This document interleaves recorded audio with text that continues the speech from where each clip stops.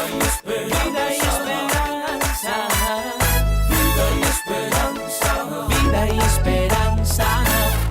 Saludos cordiales, bienvenidos a otra entrega más sobre el análisis de los textos del programa para la afectividad y la sexualidad integral que se está impartiendo en estos momentos en los centros educativos. Está conmigo una vez más el padre Jafet Peitekin, quien nos está haciendo este análisis con respecto a la experiencia también que ha tenido en el análisis, también en escudriñar lo que realmente le están enseñando a nuestros hijos en estos momentos, que ya, como lo decíamos en un programa pasado, ha venido paulatinamente. Bienvenido, padre. Bueno, nuevamente muy agradecido por la invitación. Y sí, se trata de un trabajo paulatino, una estrategia sigilosa pero muy efectiva para ir aprovechando cualquier espacio, para ir introduciendo ese tipo de pensamientos. Y como digo, me gustaría decir, sin ningún elemento de contraparte, porque ese es el dilema. O sea, ¿cómo te lo explico? ¿Cómo lo puedo explicar? O sea, si yo quiero creer en elefantes amarillos voladores, tengo todo el derecho a creer en elefantes amarillos voladores. Pero si yo le quiero enseñar eso a tus hijos, que existen los elefantes amarillos voladores, o sea, yo creo que cualquier papá reaccionaría y diría, un momento, no me le enseña a mi hijo estas cosas. Pero ¿por qué entonces si estamos enseñando este tipo de cosas, a veces cuesta tanto una reacción inmediata para decir, un momento, a mi hijo no me le venga a enseñar eso? A mi hijo no le venga a decir que si hoy quiere ser varón o mañana quiere ser mujer, tiene todo el derecho a estar cambiando e intercambiando su elemento de corporalidad, porque en realidad el cuerpo a él no lo define absolutamente para nada. Es decir, el dilema es eso. Yo quiero ahora imponer la enseñanza de algo que por otro lado no tiene ningún tipo de fundamento científico. Lo quiero imponer. Sí, porque lo biológico queda de lado. Y lo biológico queda de lado. Totalmente. Es decir, no hay ningún elemento de... O sea, es una cosa muy curiosa. Es decir, para unas cosas afirmamos que lo biológico es determinante. Para otras cosas lo negamos como un elemento determinante. Entonces, o es uno o es lo otro. O sea, porque para afirmar, no sé, la dimensión de la apertura hacia la sexualidad y hacia el acto placentero, la corporalidad sí es importante. Ahí sí depende el elemento biológico y sí depende un montón de cuestiones. Pero para decir si yo soy varón o soy mujer, no depende el elemento biológico. Entonces, son esas contradicciones internas que vienen ahí. Ahora, usted puede tenerlas. A mí no me preocupa. A mí no me preocupa que en el mundo haya gente que afirme que, no sé, eso, que hay elefantes amarillos voladores o lo que quieran. Pero una cosa es eso y otra cosa es convertirlo en un programa de estudio obligatorio y más aún transversal. Es porque ahora, ¿por qué? Porque ahora un padre de familia en ese momento está con la limitación de que no es un curso. Como se había hablado. Sí, que en un principio no es que es un curso que se les va a dar y él puede decir no lo quiero, sino que se trata de un elemento transversal. ¿Qué significa eso? Que si no lo aprende en el curso, lo tiene que aprender en otro lado. Sí, porque se le mete dentro de las materias como ciencias, estudios sociales, cívica, ahí se va metiendo como uno de los objetivos, y aunque un papá lleve la carta al centro educativo para decir yo no quiero que mi hijo reciba este programa, lo recibe solapadamente. Y lo otro es la pregunta, ¿y el docente que quiera hacer objeción de conciencia de frente a eso tiene derecho? O sea, ¿Qué pasa en ese caso? ¿Hay posibilidad? No, ahorita nosotros hicimos un análisis dentro de la universidad precisamente para revisar esto, sobre todo por los docentes de educación religiosa. Claro. Y está en proceso de análisis esto, ¿por qué? Porque si no hay espacio para la objeción de conciencia, estamos de frente ya no a un elemento ideológico simplemente, sino a un adoctrinamiento claro. Y eso es que los otros dicen, no, pero ¿dónde está el adoctrinamiento? Ahí está el adoctrinamiento, yo no puedo hacer objeción de conciencia de frente a esto. Es que no hay un elemento científico que sustente esta realidad. Una cosa es que yo diga, yo no quiero enseñarle a un niño que 2 por 2 son 4. Otra cosa que le quiera enseñar a un niño que niño más niño es igual que niño más niña, que todo va a dar lo mismo y que todo resulta lo mismo, porque todo es una construcción simplemente social, todo es una construcción particular. Y de esto, lo que a mí, digamos, por ejemplo, me ocasiona más tensión personal es, todo esto es simplemente una cuestión de paso, es de moda, está quedando plasmado en programas. Cuando toda esta gente que está promoviendo este tipo de cosas desaparezca, son ustedes los papás los que tienen que afrontar esto. Sí. Porque mentira que ni el sistema educativo ni nadie les va a ayudar a afrontar esto. Pero ¿qué podemos hacer en este momento? Que tal vez sería la pregunta que muchos se pueden estar haciendo. ¿Qué podemos hacer en este momento ante este tipo de imposiciones que nos están haciendo desde la educación de nuestros hijos? Yo no soy jurista en esto. Sé que existe toda una manifestación que a partir de la Constitución se puede tener una reacción. He escuchado de la gente que sabe de las cuestiones legales que se pueden interponer inclusive recursos de amparo si no es atendido directamente, o sea, el deseo de los padres, pero también veo un elemento de oportunidad muy importante. Vamos, veámoslo de esta manera. Es una necesidad, es una oportunidad para que los padres de familia despierten de frente a que la educación es un medio subsidiario del Estado para la educación que los hijos, para la educación de los hijos. Yo entiendo que el Estado tiene que aprender, tiene que ofrecer aquello que se requiere para el desarrollo sostenible de la sociedad, es obvio. Pero hay elementos que intervienen con la parte ética, moral, inclusive cívica, inclusive religiosa, que son espacios de los padres. Sí, lo que pasa también, padre, es que, por ejemplo, uno como papá no se da cuenta de qué es lo que le van a enseñar directamente con objetivos y con estrategias a los hijos.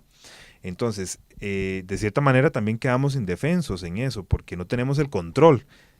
Yo puedo mandar una carta a la dirección de la escuela donde está mi hijo, el colegio donde está mi hijo, y decirle que yo no quiero que reciba este tipo de clases, pero como decía usted, esto es un eje transversal, de una manera integral, que lo meten, ¿verdad?, en las diferentes materias, y entonces cómo distinguir también. En eso los padres de familia, sí, Jason, tienen la oportunidad de solicitar en la dirección lo que son los planeamientos. Que es importante que los conozcamos también, que los papás lo planeamientos. podemos pedir. Porque muchas veces el asunto no está en el texto normal, está en las estrategias de aprendizaje y en el uso particular de los temas.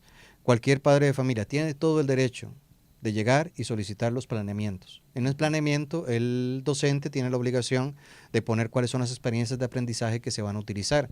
Porque, por ejemplo, acá hay una interesante que entresaqué de otro lado. Es el famoso intercambio de roles en 7º grado. Intercambio de roles se refiere directamente a qué pasaría si yo fuera. Entonces, yo le digo al muchacho, si yo fuera mujer, ¿qué sería? Si yo fuera muchacha, si yo fuera varón, ¿qué sería? Si yo fuera, no sé, lesbiana, si yo fuera homosexual. O sea, ponte en el campo si yo fuera otro que no soy. Y luego de la experiencia se pregunta, ¿y cómo te sentiste siendo algo diferente? Si te sentiste bien, no tienes por qué sentir vergüenza de cómo se te... Nadie te puede detener. Exacto. Entonces, otra vez volvemos al plano. Y ahí, hay muchas circunstancias socioafectivas, psicológicas, que en un momento determinado pueden llevar a un muchacho adolescente a sentirse disconforme con su dimensión corporal. O sea, yo no creo que no haya habido ninguno de nosotros que en algún momento u otros se hayan sentido hasta enojados con su propia apariencia. Acomplejado. O acomplejado con su apariencia. Y bastaba que uno fuera a salir y le pareciera una espinilla y ya estaba con crisis. O bastaba simplemente que tuviera... O sea, si yo comienzo a formular la idea de la persona de que si se siente mal con su cuerpo físico... Sea otra cosa. Puede ser otra cosa porque el cuerpo físico no lo tiene por qué definir para nada. O sea, puede sonar hasta a veces interesante escucharlo. Porque en el fondo está el otro discurso. Uno no es lo que aparenta, uno es lo que es en su interior. Y eso es normalmente como se establece los criterios de aprendizaje en eso. Y yo siento también que en esas etapas de la adolescencia hay mucha curiosidad, padre, también. Entonces ese tipo de cosas pueden estimular otros aspectos que, como dice usted, son una moda. Ahora, en el fondo, esto también trae una... Como digo, el problema está en el fondo, tanto en lo que se dice y más en lo que no se dice. Ok, no hay problema que con los muchachos mantengan un elemento de relación sexogenital, oral, vaginal o anal, como dice el texto, en tanto se sepan cuidar. Pero ¿acaso que las relaciones de nuestras son, perdóname que lo diga tan feo, acaso que son de tipo animal? Inclusive los animales tienen relaciones sexogenitales para la reproducción. Únicamente, sí. Ah, no, como nosotros involucramos el placer, lo importante de la relación sexogenitales es la dimensión del placer. Pero no queda afectada la persona. San Pablo medio lo subraya por ahí, en los textos sagrados dice que, el involucramiento íntimo de dos personas deja marcados de por vida a ambas personas. Bueno, yo creo en eso. Yo creo que esto es importante tenerlo en claro, porque de otra manera estamos orientando hacia el ámbito de la promiscuidad. Y entonces, ¿cuándo vamos a hablar de la dimensión relacional verdadera? Es que uno ve, por ejemplo, hoy por hoy a los jóvenes, los ve en ese ámbito de obsesión de sus relaciones, que no sueltan que no sueltan el teléfono, porque las relaciones se vuelven hasta codependientes. Claro. Sí, y también otro aspecto, padre, muy importante, es que está fomentando la hipersexualidad. Entonces, de cierta manera, al cambiar aspectos que usted mencionaba, por ejemplo, que no se habla de masturbación, sino de autoestimulación, que no se habla de castidad, que no se le pone el lugar que tiene que tener la familia como núcleo y centro de la sociedad, sino que más bien es eso, a lo que yo sienta rico, a lo que me guste, a hacer lo que yo quiero ser. Y tampoco el pudor. Sí, le voy a andar chingo donde quiera. Es decir, no la dimensión de pudor. Y un término que a mí me parece esencial, Jason, fidelidad. Fidelidad, es que es un reclamo natural en el ámbito de las relaciones. Yo no he visto una persona que diga que va a establecer una relación con otra donde digan, pero no importa que el otro ande con quien quiera. O no importa que el otro me dé vuelta. O sea, no estamos formando para un criterio de fidelidad, no estamos formando por un criterio de castidad. Y digo una castidad en término amplio, es decir, la castidad en mi condición de soltero, mi castidad en mi condición de casado, el ámbito del pudor, que no es un asunto simplemente para el soltero, también es un asunto también para el casado, o sea, el ámbito de una relación humana orientada directamente a la construcción del ámbito relacional, no del ámbito placentero, entender que el amor trae el placer y no es el placer el sustituto del amor, que entender que en la dimensión del amor lo primordial es el sacrificio, la donación, la entrega, no el placer. Y que a veces precisamente es en la entrega y en la donación donde se encuentra el placer y no en el contacto físico. Es decir, todos un montón de elementos que la Iglesia de una manera hermosísima rescata en sus documentos para la educación, para la sexualidad y la afectividad, y así los denomina, están siendo olvidados por ser sustituidos por una cuestión donde, insisto, la palabra género, la palabra placer ocupan los primeros lugares. Sí, qué importante también, padre, que nosotros como papás tengamos conciencia de que los principales promotores de la educación de nuestros hijos somos nosotros. Entonces, que no dejemos que esas cosas las vayan a aprender a otro lado, sino que seamos nosotros primero, con una buena formación y con buenos argumentos, los que podamos enseñarle a nuestros hijos las cosas. Y que vean en nosotros los modelos también. Vean el modelo de esposo, el modelo de papá, el modelo de hijo, el modelo de esposa. Hay cosas inclusive interesantes en el ámbito tácito del programa. Que se habla, por ejemplo, del condón, como hablábamos en el programa anterior, que se utiliza, que la enseñanza de la utilización para evitar las ITS, las enfermedades de transmisión sexual, o todas las infecciones de transmisión sexual, antes era ETS, ahora es ITS, las infecciones de transmisión sexual, pero en ningún momento se dice que el condón no previene del papiloma humano. Y tenemos un país donde el cáncer de cervix es la principal causa de muerte de mujer, o la primera o segunda, no importa, pero no se dice que el condón no previene el cáncer de cervix. Sí. Es decir, que no previene el papiloma humano. Entonces, hasta en ese elemento tácito, le estamos diciendo a una persona, usted con el condón se está siendo protegido. No es cierto. No es cierto. Usted con el condón está... No. En el fondo es esta idea directamente de una promoción de algún tipo de... Sí, y también yo lo veo, creo que es en octavo, ¿verdad? Que se enseña con el modelo anatómico del pene para... En noveno. En noveno tiene unos 14, 15 años. No sé, yo no quisiera ver una hija mía con 14 años poniendo un preservativo al pene. Yo pienso que también es un poco la conciencia. Eso es porque tenés prejuicios, creencias y mitos en tu cabeza. No, es que ese es el lenguaje. Sí, pero yo pienso también que como papás nosotros tenemos que ponernos a pensar eso, ¿verdad? Porque ahorita lo vemos, ahí sí, hemos escuchado hablar mucho de la ideología de género, de que se firmó ese decreto, no sabemos ni qué dice, de que está en esto de este programa de afectividad y de la sexualidad integral, de que la iglesia también sacó un comunicado, pero no nos ponemos realmente a analizar las consecuencias que esto pueda traer. Y ya después, cuando estamos metidos, ya no podemos hacer nada. A mí no me ha gustado, digamos, que digan que la iglesia está en combate y en ataque, porque esa forma de ponerla como si fuera un adversario de la sociedad, un adversario de la educación sexual, es la forma más nefasta y al mismo tiempo más sucia para sacarla del discurso social y político en el sentido amplio de lo que se significa político. En ningún momento la iglesia está entrando en combate con la educación sexual. En ningún momento está atacando la educación sexual. Lo que estamos haciendo es evidenciando las carencias de un programa que pretende ser un programa para la educación, para la sexualidad y la afectividad integral, donde el elemento integral no está contemplado, pues se está obviando la dimensión no solo trascendente de la persona en relación con Dios y con otras personas, sino elementos tan importantes como son familia, matrimonio, paternidad y maternidad. Es un programa que no le está enseñando a un muchacho la importancia de ser papá y la importancia de ser mamá. Le está dando a entender que puede tener una relación hoy con una persona y si mañana esa persona no es placentera para él, la puede dejar por otra que le ocasione placer. Y esa persona por la que puede cambiar puede ser perfectamente u otra de su mismo sexo o de otro sexo. O incluso si quiere con ambos sexos no hay ningún problema, o si quiere simplemente examinar de diferentes posibilidades no hay ningún dilema, porque es LGTBI. Y yo no sé cuántas letras más le van a agregar, porque entonces usted puede vivir como lésbico, como gay, como bisexual, como intersexual, como bisexual, pero peor aún, las contradicciones también en que se entra de frente a esto. Si la corporalidad no es relacionada con el cuerpo, es decir, si yo tengo un cuerpo masculino, pero yo me siento mujer, ¿por qué necesito entonces el transvestismo?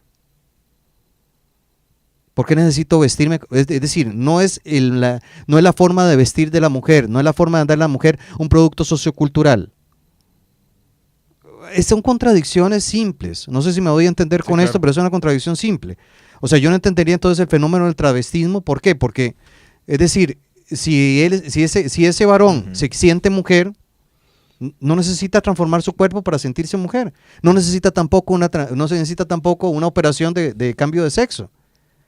Es decir, el mismo discurso, porque es ideológico, se contradice a sí mismo. No hay una base científica que lo sustente y hay una contradicción directa.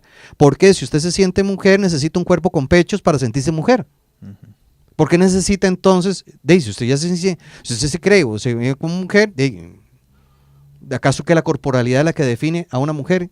¿O acaso que la corporidad o el cuerpo define si usted es mujer? O sea, es un discurso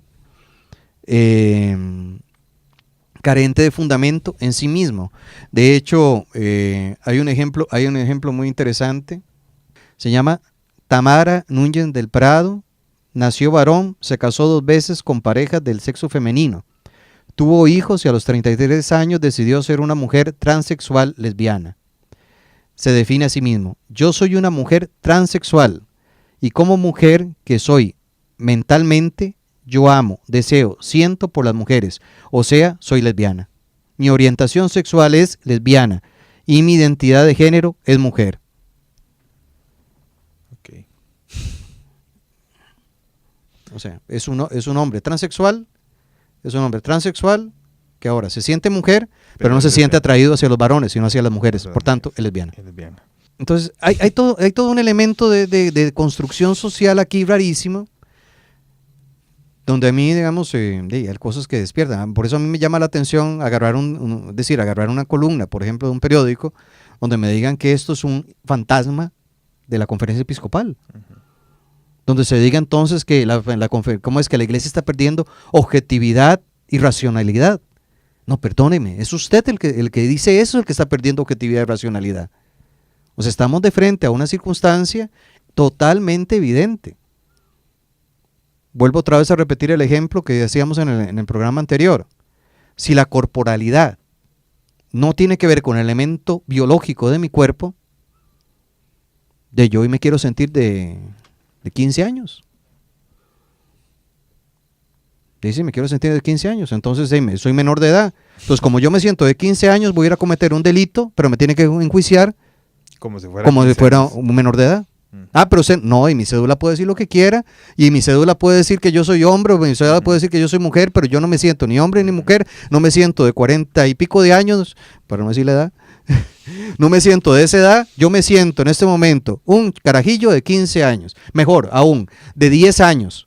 Voy a ir a cometer un delito, pero me tienen que juzgar como si fuera un niño de 10 años. Es que no, porque usted tiene... No, yo no tengo esa edad. Esa edad la dice mi biología, pero no es la biología la que me define mi corporalidad. Ya la biología no importa. Ahora es como usted se sienta. Sí, yo creo que todo eso es muy importante. También, padre, me parece a mí fundamental que podamos aclarar nosotros también que como iglesia tampoco es que estamos aquí fomentando homofobia o que estamos en contra de las personas que tienen esta condición, que yo creo que eso siempre pues se ha dejado claro, pero es importante, ¿verdad?, que se diga. No, yo creo que en esto, es decir, precisamente cuando carecemos de argumentos racionales buscamos el argumento ad hominem, es decir, atacar a la persona o tratar de minimizar lo que la persona es. No, es decir, la dimensión del respeto, más que la dimensión, es decir, la dimensión del respeto, la dimensión de que cada persona, es decir, en la iglesia, desde la perspectiva de la iglesia, tiene un espacio de libertad para ir discerniendo desde el punto de vista de su relación con Dios, consigo mismo, con el mundo, con la sociedad, sus propias cosas, es decir, todo esto es respetable. Como te digo, el problema está en querer hacer de esto una enseñanza, del querer hacer de esto una imposición doctrinal. O sea, vuelvo otra vez al ejemplo, usted puede creer en los elefantes amarillos voladores, pero si yo le voy a enseñar eso a un hijo suyo en la escuela, yo no creo que usted vaya a quedarse contento. Sí, increíble, ¿verdad? Y bueno, que lo tomemos en cuenta para no perder también la idea de que estamos en un proceso muy importante para el país, que es el proceso electoral. Entonces, que todas estas cosas nosotros las podamos ver también como propuestas de la gama de diferentes candidatos, ¿verdad? Y de campañas que tenemos en este momento. Sí, yo invitaría, y ya eso invito, no a crear en esto de la dimensión alarmista, porque eso lo que hace es alimentar las hordas de los que están intentando incinerar a la iglesia por cualquier cosa. Es decir, es irse directamente, que los padres de familia vayan directamente al documento, vayan a revisar las cosas, pidan los planeamientos de clase, haya una información real. No creemos esto porque, viera qué barbaridad, el padre estuvo hablando de eso. No, es que no, a mí no me interesa que digan que fui yo. A mí me interesa que usted como papá o cualquiera de los que estén escuchándonos, como padre de familia, hable por su propia cuenta. Exactamente. No fue que lo vi en Radio Fide, no fue que lo vi en TV San José, no fue que lo vi en Facebook. En Facebook. No fue que lo saqué de alguna cuestión, porque convertir las palabras nuestras en nuestras propias palabras es lo que le da el espacio a cualquiera para atacarnos, porque no estamos hablando con una objetividad en firme. Pero si usted ya va y dice, mira, voy a ir a revisar qué tanto es cierto lo que se ha dicho acá, voy a ir a revisar esto, y ya comienzo yo por mi propia cuenta a decir, no, esto yo no quiero que se lo enseñen a mi hijo, esto no me parece que se lo vayan a enseñar, así no es como yo quiero educar a mis hijos. Y cuando yo voy entonces a donde un director o voy a donde sea, y yo le digo, perdón, pero esto que está acá no es lo que yo quiero que se me enseñe a mis hijos, es que usted ya viene con prejuicios. No, señor, yo no vengo con ningún prejuicio, no vengo con ninguna creencia, no vengo con ningún mito, vengo porque esto no es lo que desde mis convicciones y desde mis convicciones es lo que yo estoy pidiendo para la educación de mis hijos.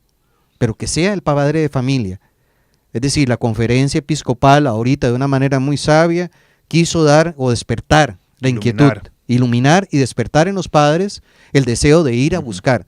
No es la conferencia la que está hablando en nombre de los papás, que también es un error que por ahí alguno mencionó.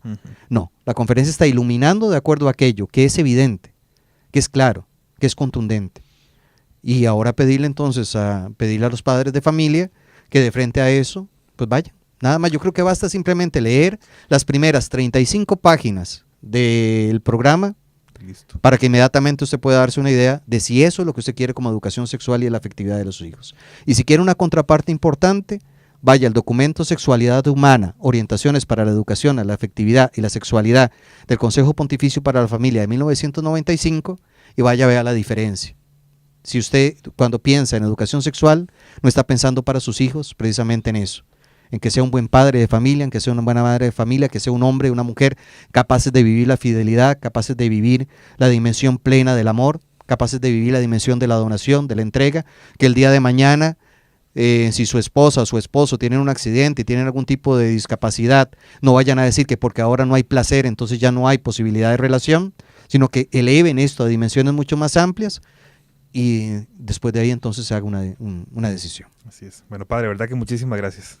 A ustedes las gracias. Bueno, y también a ustedes gracias por habernos acompañado en este espacio donde se ha tratado principalmente también de abrir los ojos y de iluminar con respecto a estos temas tan actuales y la responsabilidad de nosotros como padres de familia, sin duda alguna, como lo decía el padre, de poder averiguar y también meternos en la educación de nuestros hijos. Soy Jason Granados, gracias por su sintonía, que Dios les bendiga. Vida y esperanza.